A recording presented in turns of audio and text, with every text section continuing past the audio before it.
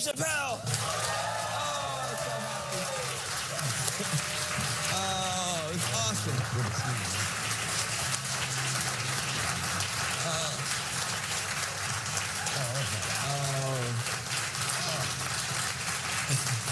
Good to see you. Good to see you. Good morning, nerds.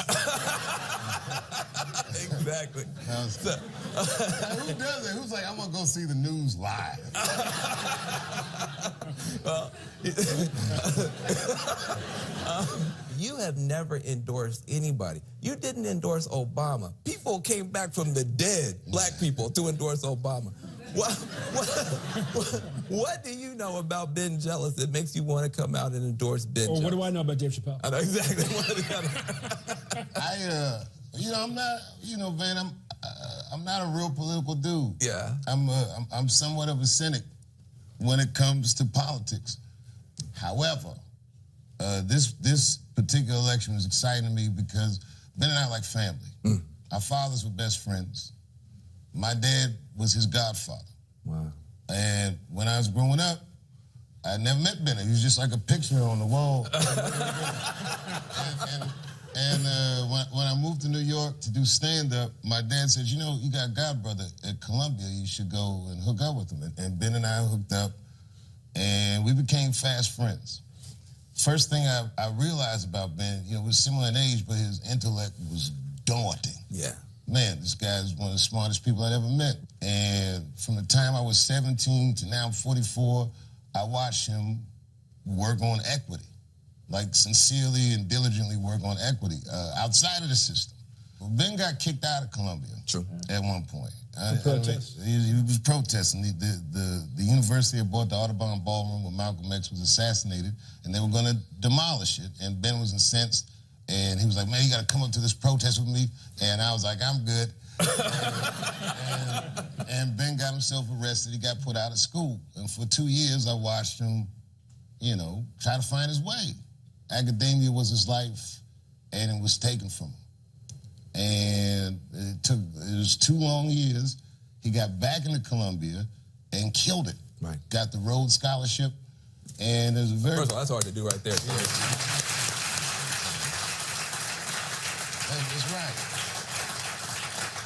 And when he got the scholarship, excuse me, everyone was very proud of Ben. And my father said to Ben, he said, I'm very happy, I'm very proud that you won the scholarship. And then he said, my fear is that they're awarding you the scholarship so that you'll no longer be a threat. Pop was a gangster. My dad was a cynic too. His dad went to Brown University at age 15. Wow. Yeah, I mean, that was him, not me. But it was also like 1953 or something. Yeah, well, it was not a comfortable time to be Brown at Brown. but my dad's fears were because he's from the generation where, we petitioned the system from the outside. It was a post-Obama world. We've seen a community activist become the president of the United States. Yeah. And these times are daunting, man. I mean, even as a comedian, I travel all around the country. It's cynical out here. It's polarized in a way that I've never seen it before. And I feel like Ben is a uniter. I feel like as a policymaker, he's imaginative and he understands people, like actual people. And for a cynic like me, he restores my faith in an institution that takes an enormous amount of money from me. The government. Yeah, the government. That's right. It makes me understand that a person that I know and trust can actually participate in government at a very high level and affect real change that I think is pertinent. But you also are trying to build some interesting bridges. I want to show a clip that I think can get us off to a good start in this, trying to bridge some of these divides. Let's hear a little bit from Dave in your genre, as you say. Full disclosure. The poor whites are my least favorites. We've gotten a lot of trouble out of them. And I'd never seen so many of them up close. I looked them right in their coal-smeared faces. And to my surprise, you know what I didn't see? I didn't see one deplorable face in that group. I saw some angry faces and some determined faces, but they felt like decent folk. And I listened to them. I listened to them say naive, poor white people things. Man, Donald Trump's gonna go to Washington and he's gonna fight for us. I'm standing there thinking in my mind, you dumb mother.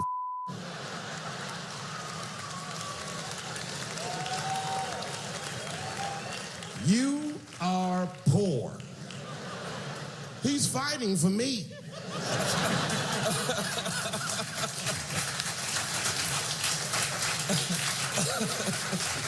I just think that is just such a brilliant distillation of where we are. People don't know. You live in rural Ohio. People think of you as this urban legend, but you actually live in rural Ohio. Yes, I do. And now we're 2 years in. The economy has gotten better than it's continued to get better. What would you say to those folks who are still big Trump supporters today as we go into the midterms?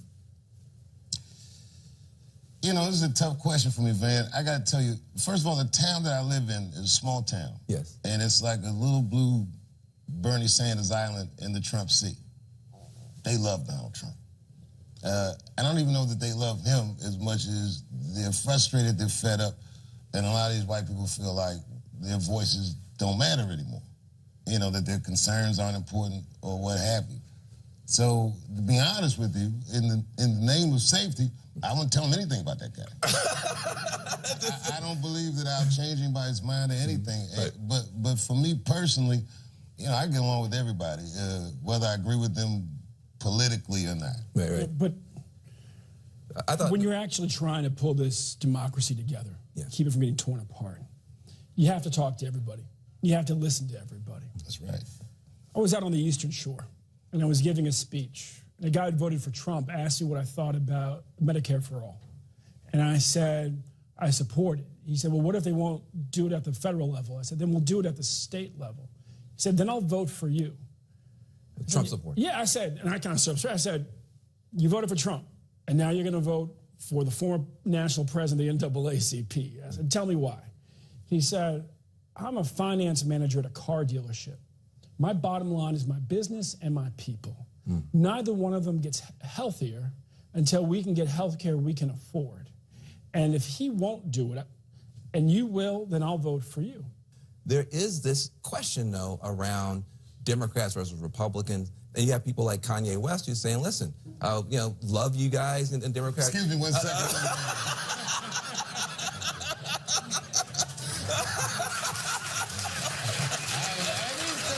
Why don't you just get him on FaceTime?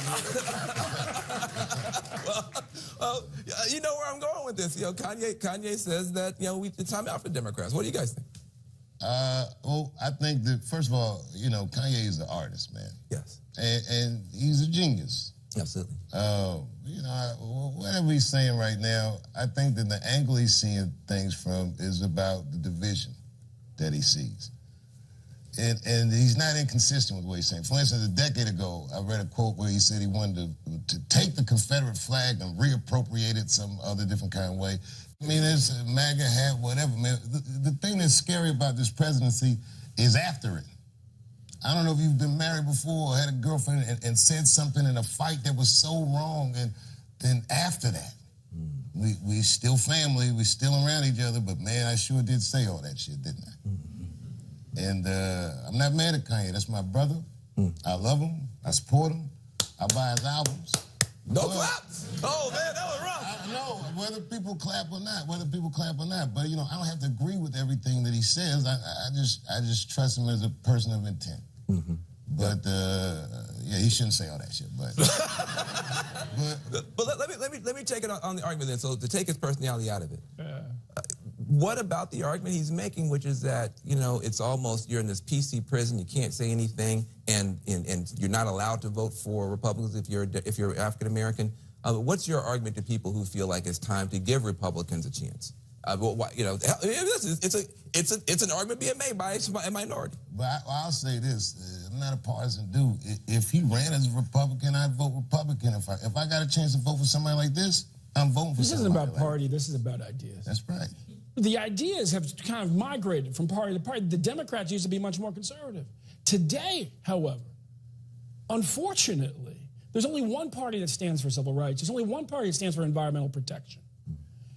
And we have to, as voters, really listen to the ideas. What I say to folks is that look, the war on drugs has failed. Trickle-down economics has failed. We have to have the courage to put ideas on the table that actually lift up working families, white, black, brown, Native American, Asian American. We've got to move beyond the labels of party and look at ideas, but let's also be clear. Donald Trump's party is Donald Trump's party. And what they stand for right now, we have to fight with everything we have. The other big issue, we're talking about race, talking about class, gender. We're now in a situation where a whole new set of voices is coming forward. How do you guys look at the role of this new movement for women's empowerment, the Me Too movement, et cetera? I hope it succeeds. What we all have to realize is that we all have to stand up in this moment and say that these women who have the courage to step forward, these men in many places, the courage to step forward who were sexually assaulted as well, we have to believe survivors. We have to have their back, and we have to figure out how we finally leap forward, because we've been staying stuck for a long time. It shattered a lot of lives, and enough is enough. Yeah, I think that for most men, especially the men that I'm talking to, one, I'll tell you that as a movement, it's effective. Like in Hollywood, the man, they are buttoning up. Which is good. Yeah, Which is good. It's better than good. It's necessary. Two, I'll say that there's a lot of men that are learning for the first time the extent of the plight of the women in their lives. We're just learning that consent is important. Most of our states, they don't teach consent when they teach sex ed. Think about that. That's right. And this is a tough discussion, but it needs to be had. Yeah. And people need to learn the lessons, and we need to listen to one another.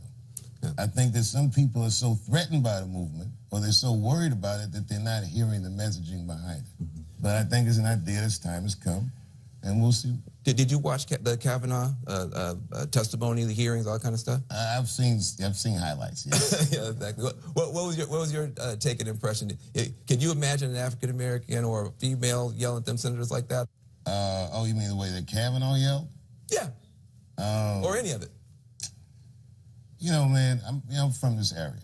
Like, I grew up around here, and the sad thing about it is, I believe, sadly, if that woman had gone to the police in 1982 and told them exactly what she had told the Senate, that he wouldn't have gone to jail. Not in that place, not in that time, not with no name like Brett Kavanaugh.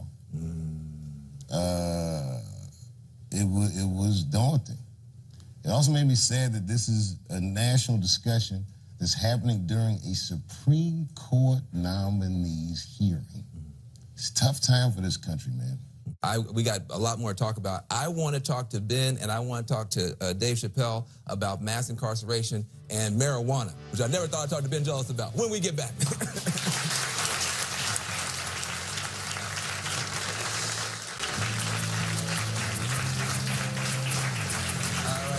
Welcome back to the Van Jones Show. I'm here with comedy legend Dave Chappelle and the man that got him to wade into politics, Democratic nominee for the Maryland governorship, Ben Jealous. Give them both a round of applause to be back. What did you say to Ben Jealous to get him to be pro-marijuana decriminalization? Because I've known Ben for a long time, and that is not Ben's thing. So what did you must have done, you must have said something. I'm not nearly as fun as some of my friends. Exactly. I can testify that you are not. So what was that conversation like to get somebody like a Ben Jealous to be on board with decriminalizing marijuana? Well, you know, Ben, you just got to be consistent. No, I'm just kidding. I couldn't take credit for it, man. But I gotta say, when I heard it was on this platform, I was pleasantly surprised. Yeah. I think that it's a very important issue, especially in the state of Maryland. And you can speak more about that, but how it affects Baltimore. But as you know, Maryland's gone through a lot the last few years. We had big uprisings in Baltimore City after the Freddie Gray case.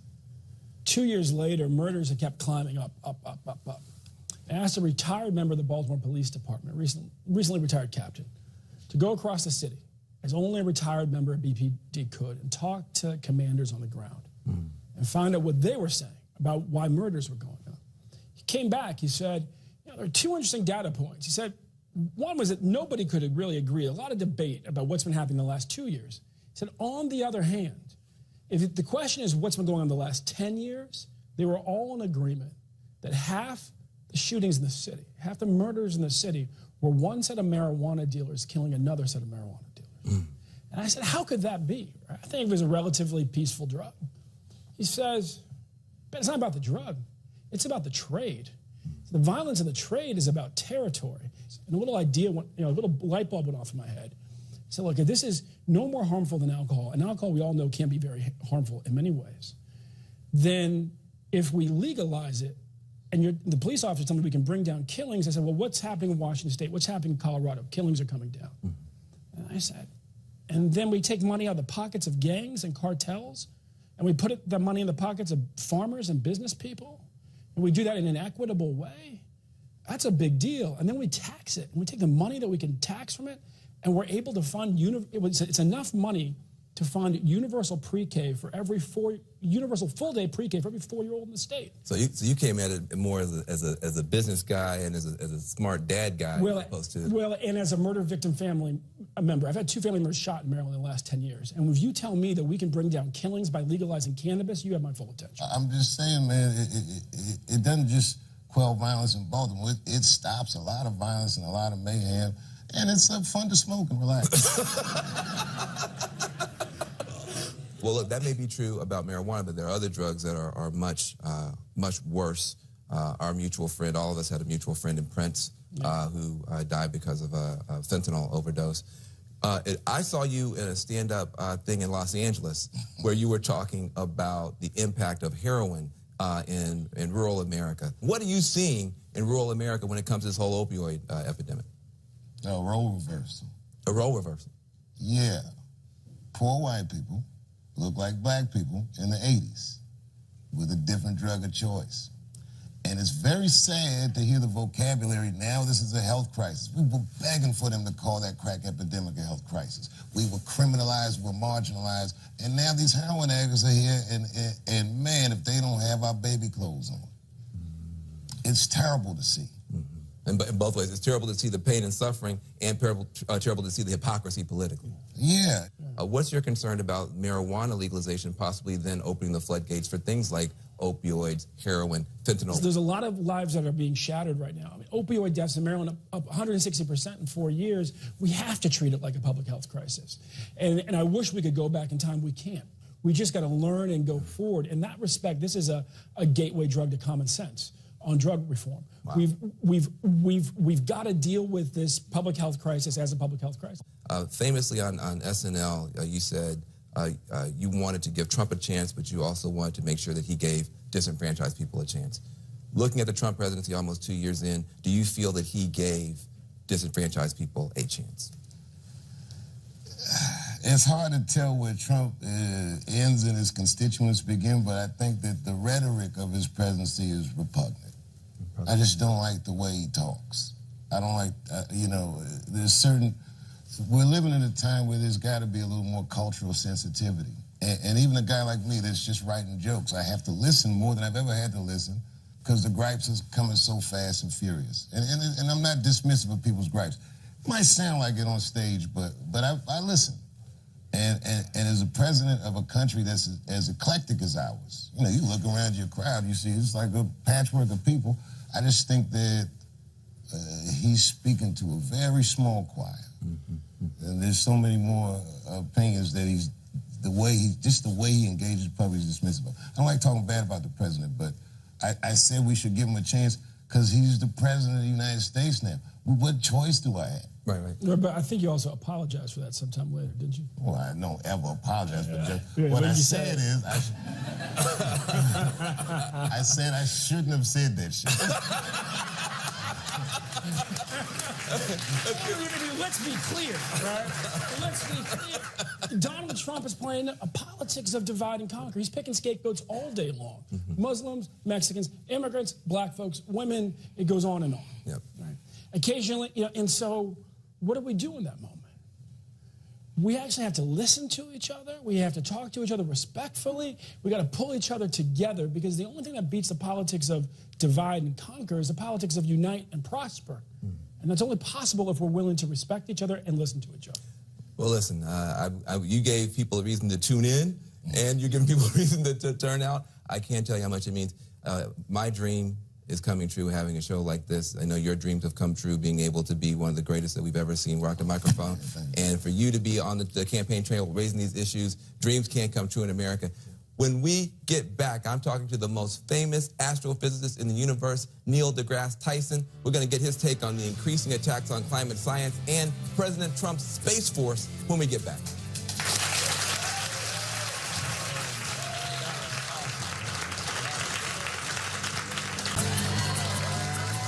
Welcome back to the Van Jones Show. My next guest is America's favorite scientist. He's an astrophysicist. He's the director of the Hayden Planetarium, and he is the author of 15 books.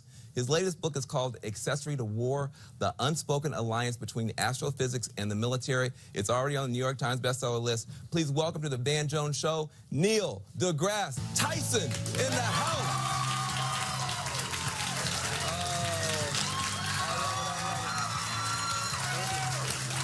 That's a big question. Really appreciate it. What are you doing here? Neil deGrasse Tyson, this is your life. Oh, my goodness. Thanks for having me, man. No, it's an honor to have you here. We're excited about it. Listen, you are somebody, you deal with facts. You deal with analysis, rationality. How are you handling this world now where it seems like it's facts over feelings, anger over analysis? Feelings over facts. Oh, yeah, feelings over facts, anger over analysis. As a scientist, how do you make sense of what's going on right now? It's frustrating. All I can say is the universe is in good shape. It's Earth that has all the problems, right? So it's a frustrating time because you try to have a rational, informed conversation with someone about what is objectively true, and then people argue vociferously against it. Right. And it's revealing itself on many levels. There's the comical level where you have this movement of people who are sure the Earth is flat. Right. And so we laugh at that, and you might even sort of discount it, but that is a symptom, I think, of some other deeper state of mind where maybe it's not a state of mind, perhaps it's just a state of not knowing what science is and how and why it works. Yeah. We spend time in school learning, you take a science class, we all did. I think the way it's taught is here's a satchel of knowledge, which is facts. Learn them and then move on. And bubble on the test. Bubble on the test and move done. on. Now you take the next class without realizing that science is a way of querying nature. Science is a way of asking questions about what you do not know. And if you don't think of it that way, you'll just leave the science class behind, you'll sell your textbook, and you move on, and then you might feel the freedom to discount it as you would discount anything else you might have learned. Are we running out of time on climate? Yes, the broader problem is, if you have politicians arguing about what is established objective truths, then you're wasting time. Right. You're wasting everybody's time. That's not what politics should be. I have nothing against politics. I understand we live in a complex world. People have different ideas and feelings about what kind of world they want to live in. I get that. I'm mature enough to understand that. The problem comes about is when you go behind closed doors and you're arguing about what the scientists tell you, not arguing about what to do about what the scientist tells you. But the more those are delayed because you're wondering about whether the science is true, even though you have reports from scientific agencies establishing this, I worry for the future of the country. But what is the thing that worries you the most about climate? We've had relatively stable climate. No ice ages, no hot spells, and we've had these ice caps that have remained, primarily in Antarctica and Greenland. Oh my gosh, if you melt those ice sheets in Greenland and Antarctica, the water levels will rise and come to the level of the Statue of Liberty's elbow. Okay? So, we are talking not so much, oh, it's so hot, it's going to kill me. No, we're talking about sea level change. And where are all the greatest cities in the world? They're on the ocean's edge, on the river's edge. My point is, what's going to happen first? The coastal cities will get flooded. You're not going to just see water levels slowly rise. That will happen, but that's not what you're going to notice first. The storm swell that previously only brought the water to here now breaches your city walls. You'll see it in the extremes of the weather. And this will destabilize the world. And you know who knows about this is the military. Yeah, the Pentagon has no debate. Pentagon has no debate. You know who else doesn't have a debate? Insurance companies. Right. But you're saying our cities are at risk, our civilizations are at risk, you're going to displace a whole bunch of people, and that could cause all kind of wars. It'll happen faster than you can move the city inland. Exactly. Yes. And that level of instability is something that worries me. Something else that you talk about is this whole idea of the relationship between the military and science.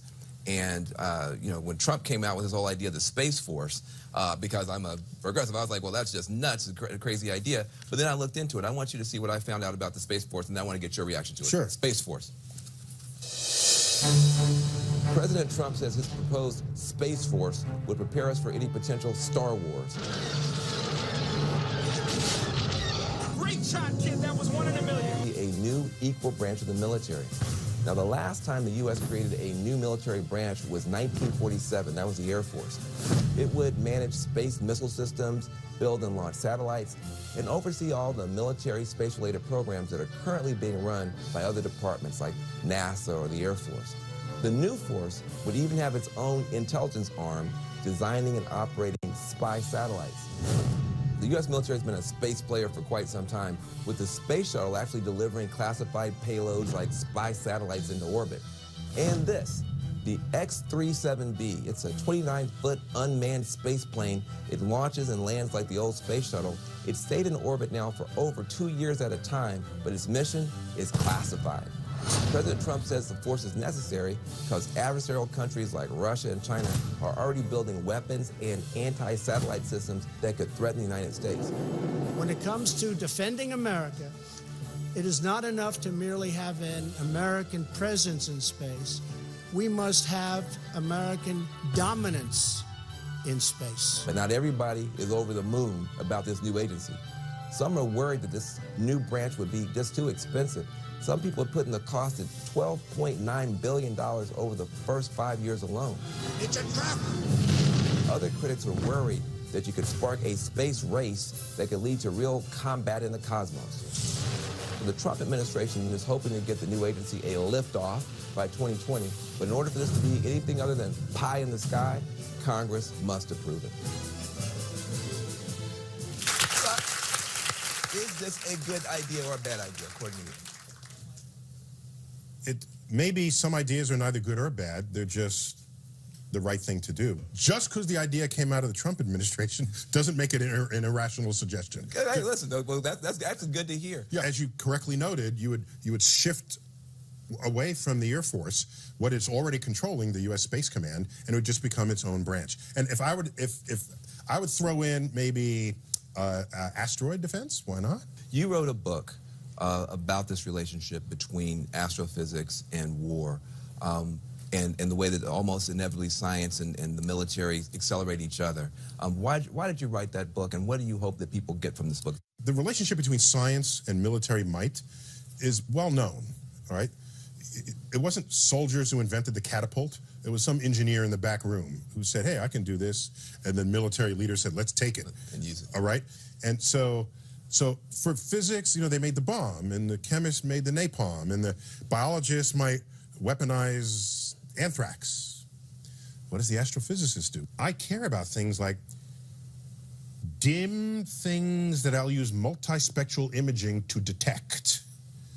I care about sending moving spacecraft to intersect moving objects in space. I care about navigation, where I am on the sky and where I am on Earth. And all of that could be used by the military. All of that. Yeah. Not only can be used, has been used. Are you trying to warn us about that, or are you just trying to make sure that we understand it? Help me understand your passion about that. Thank you. I grew up in New York City. It's a progressive city.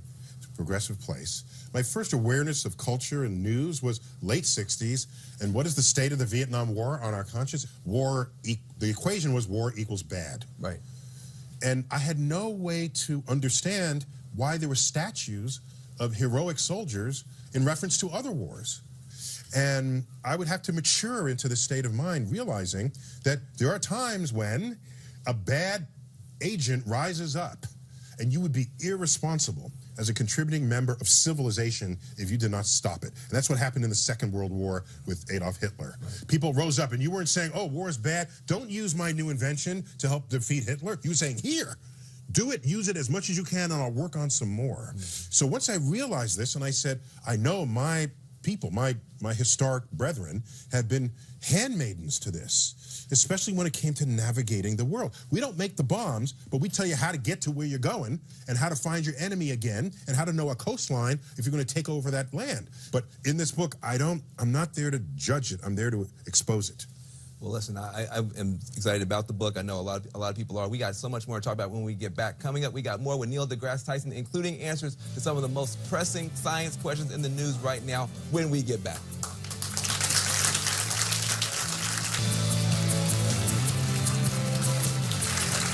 Welcome back to the Van Jones Show. I'm here with the most famous astrophysicist in the universe, Neil deGrasse Tyson. Time for a lightning round. Okay, Let's do it. Here's my stuff. First of all, is Pluto a planet? Yes or no? No. Next.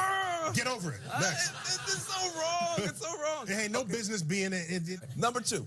There is a skull-shaped asteroid that's coming toward the Earth during Halloween. Should I be scared? No. It'll come near us. We'll get some good shots of it. And I promise you, it will not look exactly like a human skull, in spite of the artist's renderings. It'll be far enough away, you don't have to worry about it. No, nothing to worry about. No, I promise you. Okay. What's the one thing that you know nothing about? Oh. Stumped them! No. I wish I knew how to compose music. In another life, that's what I'll do. I want to compose music for Broadway musicals. That's a fantasy of mine. Oh, that'd be nice. In a different life, yeah. Different life. You still got time. I said a different life, not this one. I'm busy. I got more to do in this life, okay? In the multiverse. Last question. Carl Sagan's gone. Stephen Hawking's gone. Yeah. Did you ever think, when you were a little black kid watching Carl Sagan, that at some point the most beloved scientist in America, maybe in the world, would be an African-American man? No, and I'm still a little bit freaked out. I don't view it as a personal achievement. I view it as evidence that people have everybody's got a little bit of geek in them. And I'm there tickling it for them, and I'm stimulating it, and it rises up, and they want more. And so my hope for the future is that this bit of stimulation gets people to want to care about what is objectively true, care about science, care about technology, care about the future of our country and the future of civilization itself. And if I'm a catalyst for that, that's great. I don't even have to be remembered for any of it. You know what I want on my tombstone? A quote from Horace Mann: "Be ashamed to die until you have scored some victory for humanity." Yeah, beautiful. Listen, Neil deGrasse Tyson, give his brother a round of applause. Thank you for being here. Everybody check out the book. It's called Accessory to War. I'm Van Jones, The Van Jones Show. Thank you for watching. Peace and love for one another.